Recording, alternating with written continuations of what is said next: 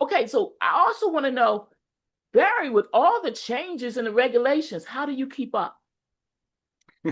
It's a lot. So, um, first of all, so it's a lot to keep up with. You're right. There's so many regulations, guidelines changing every day. One day they may, some of the loans we do, the more traditional vanilla loans, are insured by one of the government agencies, Fannie Mae, Freddie Mac, or FHA, right? And they're changing their guidelines. So it requires, look, I'm an expert in my field, okay? How does anybody keep up with in their field? You read, and I take courses regularly, and just from being in one of the largest lending institutions in the country, we know we're up on everything, and I have a great team.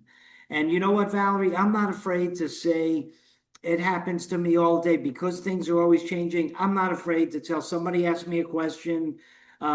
Hey Barry, can I add this morning? I'll just give you a quick example. This morning, somebody said, "Hey Barry, I have somebody they want to do one of your renovation loans. They're buying a fixer upper, and their father is the contractor. Can a family member be the contractor, or is that a conflict of interest?"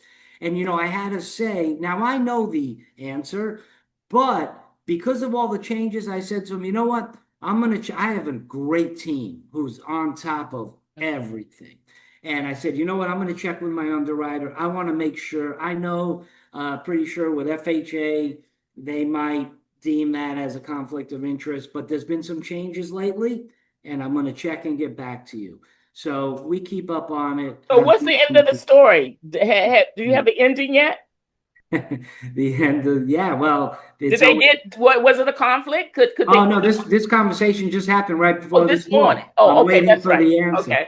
And what do you project the answer would be? Well, I know you're going to find a place for this to work. Right, exactly. So if the I think the answer is that a family member with FHA will be an issue. So what am I going to do? Of course, we're all about solutions.